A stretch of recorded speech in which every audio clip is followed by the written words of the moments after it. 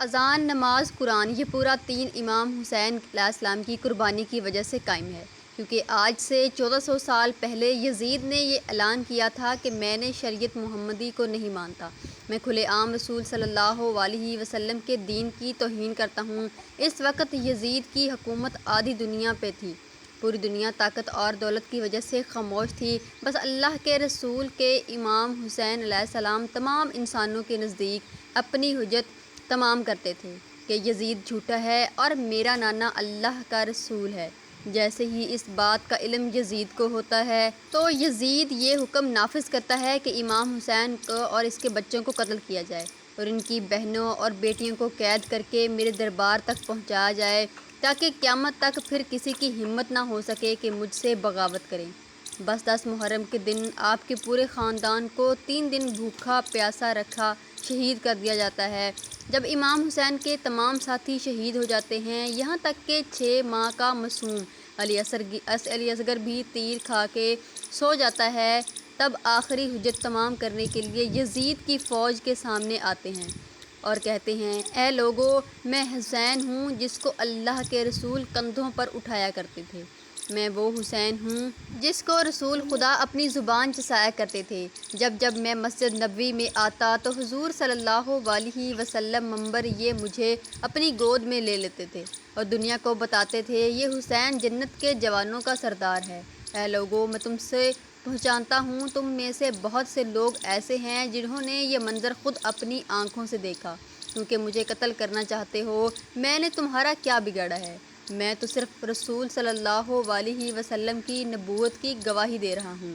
یزید کے سپاہی کہتے ہیں کہ یزید تیرے باپ علی سے نفرت کرتا ہے اور ہم یہاں سب تجھ سے تیرے باپ کی دشمنی میں لڑنے آئے ہیں، اور ہمیں معلوم ہے کہ جتنا ہمارا رسول کو تڑپائیں گے یزید اتنا ہی بڑا ہمیں نام دیکھا۔ بس عمر بن سعد کہتا ہے کہ اب حسین کے کوئی بات نہ سنی جائے، جاؤ حسین پہ حملہ کرو۔ جو امام حسین کے سامنے آتا وہ فنار ہو جاتا۔ امام حسین کی رگوں میں علی کا خون تھا، وہ جہاں جہاں رخ کرتے فوج بھاگنا شروع کر دیتی۔ پھر عمر بن سعد نے کہا کہ لشکر حسین پہ حملہ کرے۔ بس امام حسین 70 ہزار حسین جب آپ ان کو بھی فرنار کرتے ہیں تو ہزاروں کا لشکر امام حسین پہ پڑتا ہے۔ امام حسین جب ان کو بھی فنار کرتے ہیں تو فوجی یزید اکٹھا حملہ کرتے ہیں۔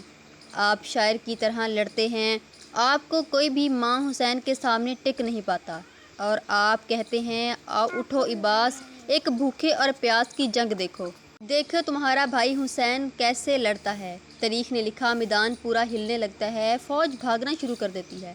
اتنے میں عمر بن سعد کہتے ہیں، حسین کو مارنا ناممکن ہے، جاؤ قیام کو آگ لگا دو اور کچھ سپاہی دور سے امام حسین پہ حملہ کریں۔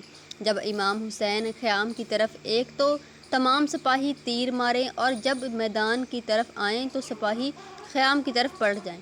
بس سپاہی امام حسین سے دور چلے جاتے ہیں اور دور سے تیر مارتے ہیں، امام حسین کی طرف پھینکتے ہیں، جب کہ پاس مارنے کے لیے کچھ نہیں ہوتا۔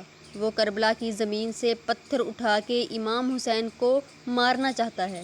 وہاں کچھ ظالم قیام کو جلا دیتے ہیں۔ امام حسین کبھی خیام کی طرف جاتے ہیں، کبھی میدان کی طرف آتے ہیں۔ لاکھوں کا لشکر ایک طرف اور بی بی فاطمہ زہرا کا بیٹا ایک طرف۔ بس اتنی دیر میں آواز غائب آتی ہے کہ اے حسین، تیرا اللہ تجھ سے راضی ہو گیا۔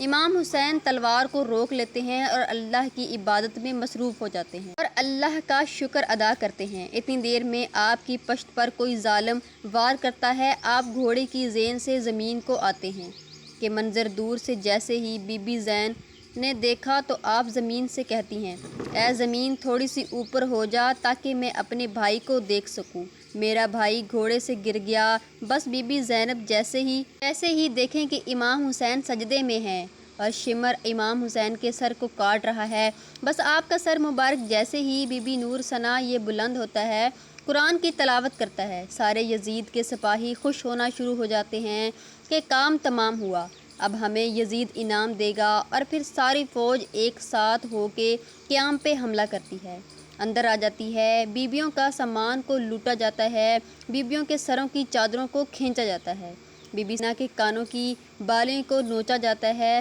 بیبیاں بے یار و مددگار زمین کربلا پہ بیٹھی ہیں اور مقتل میں تمام لاشیں بکھری ہوئی ہیں۔ پھر اتنی دیر میں عمر بن سعد فوج لشکر کو پیغام سناتا ہے کہ یزید نے حکم دیا ہے کہ رسول کے نواسے امام حسین کے جسم کو پامال کیا جائے۔ امام حسین کا جسم سلامت نہ رہے۔ لاش کو پامال کرنا بہت بڑی توہین سمجھا جاتا ہے۔ اتنے میں سارے لوگ آ گئے، اپنے اپنے قبیلے سے آ گئے۔ حضرت عثمان کی جب لاش کو دیکھا تو کہنے لگے، ہماری قبیلے کی ماں کی لاش ہے، ہم اسے پامال نہیں ہونے دیں گے۔ دوسرے قبیلے والے کہنے لگے، یہ ہمارے اکبر کی ماں کی لاش ہے، ہم اسے پامال نہیں ہونے دیں گے۔ پھر سب شہیدوں کی لاش کو اٹھا لیا گیا، صرف رسول صلی اللہ علیہ وسلم کے نواسے کی لاش کو کربلا کی میدان میں چھوڑ دیا۔ پوری امت میں سے کسی نے یہ نہ کہا کہ یہ رسول صلی اللہ علیہ وسلم کا نواسہ ہے۔ پھر اس کی لاش کو پامال کرنا شروع کرتے ہیں، یہاں تک کہ ان کی پسلیاں ایک جگہ سے دوسری جگہ ہو جاتی ہیں۔ جیسے جیسے پامال کرتے ہیں، ہر جسم کے حصے سے لا الہ الا اللہ محمد الرسول اللہ کی آواز آتی ہے۔